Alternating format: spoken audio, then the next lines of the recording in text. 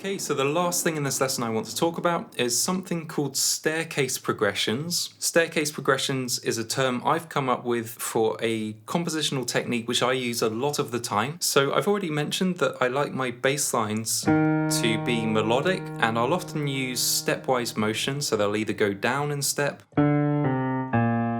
or up in step. And what a staircase progression is where I'll decide on a bass line which either goes up in step or down in step. And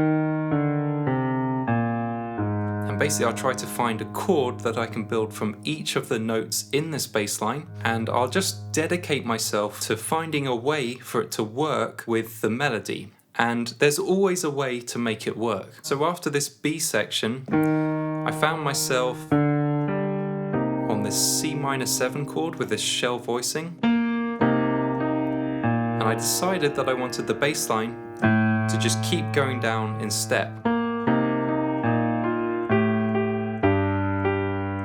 And I realized that if I made it go down in step, then I'd end on my F-7 chord, because I knew that I wanted to end the piece on a 2-5-1 in E flat major. So I knew that if I could find a way to build a chord off each of these bass notes, then it would be a really neat way to end this arrangement. So I started with the first chord. I know this is going to be C-7. My bass note changes. I could have changed the chord, and I probably did try out several different chord types, but I think I ultimately decided that it works just fine not changing the chord and just having this go from C-7 to C-7 in inversion, with the 7th in the bass this time. For this chord, I decided I wanted to go to F dominant 7. Why F7? Well, I already mentioned that when you're on a C-7 chord or any minor 7 chord, the most natural chord change is going to be upper 4th to F dominant 7, because you're basically making this into the 2 chord of a 2-5-1, a 2-5-1 in B flat major, so C-7. Then I make this an F dominant 7. However, when it came to voicing the chord, I ended up stripping away a lot of the notes, so I ended up just playing these 2 notes, and I realized it doesn't look like an F dominant 7 chord anymore. However, that's what I'm thinking, and that's essentially the sound that I'm still creating. Next note is going to be G. This one presented a bit of a problem. I had to think a bit. So I know that my next chord is going to be F-7, which is the 2 chord in my final 2-5-1. So how could I proceed F and have a G in the bass?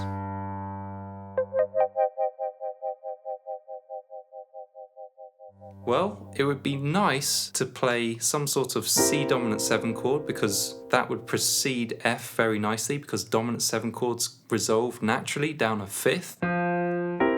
So my first thought was, why don't I play a C dominant 7 chord but in inversion? So I just take the G and put it down here. And I know that that's going to resolve nicely, like this. But then I got a bit more creative with my voicing. I added a flat 9. I made this quite a tense chord. It doesn't look like a C dominant 7 flat 9 chord, but that's what I'm thinking, and that's where I got my voicing from. I just ended up stripping out some of the notes though, and I know that this is going to resolve nicely down a 5th to my next chord, which is F-7.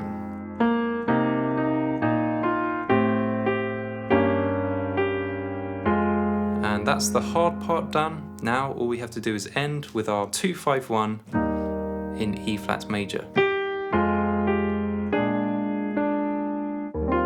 E flat major 7, nice 4th voicing here. You just find the 3rd, build a stack of 4ths, and then I just play an approach pattern ending on the root.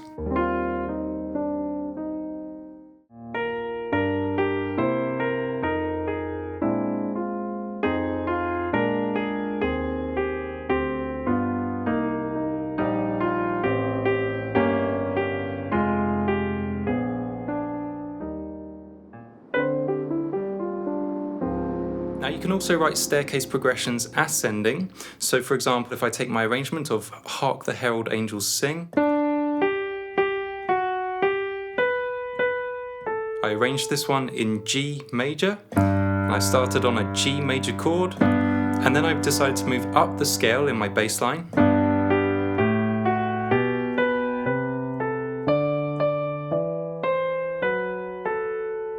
So once I'd written my bass line, I then committed myself to finding a way to write a chord built from each of these bass notes.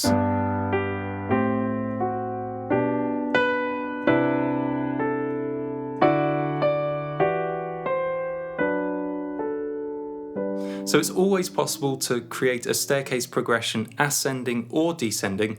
However, it's slightly more natural to write descending chord progressions because in jazz, you always find your hands going down the keyboard naturally. It's because of these 2-5-1s. So for that reason, it's slightly easier to write descending staircase progressions, and most of the time when I write a staircase progression, I write it descending. And one final note on staircase progressions is you really have freedom to choose which notes your bass line plays.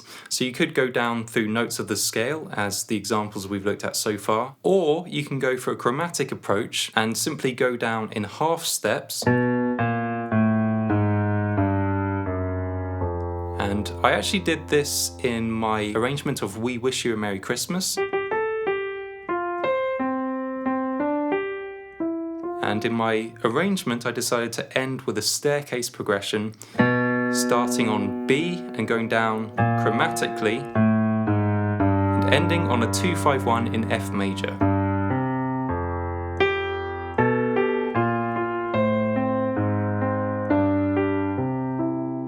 And then I set about finding chords which worked.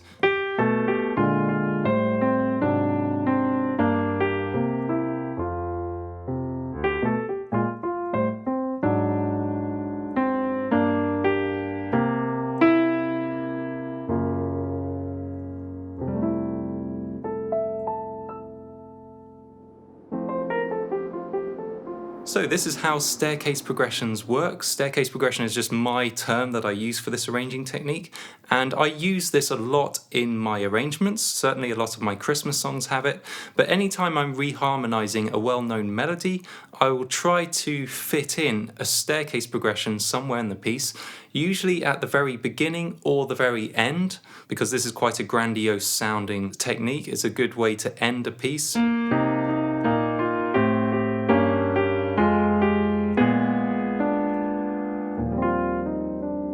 So it's a very useful arranging technique, and I'd encourage you to have a go at reharmonizing a Christmas song. Just take your favorite Christmas song, figure out the melody by ear, or if you really can't, then just find the sheet music for the melody, and then try to compose a bass line, preferably descending, probably the best way to start, and then to just commit to finding a chord that you can build from each of those bass notes. Go through all the usual chords, major 7, minor 7, and dominant 7, and see if you can get something to work. And then if you can't get it to work, go through all the inversions as well. So if there's a C in the bass, it doesn't have to be the root of the chord. It could be the third of an A minor chord, or an A flat major chord, or dominant 7 chords, and so on. So you can go through all of the inversions as well, and there will always be a way to make it work.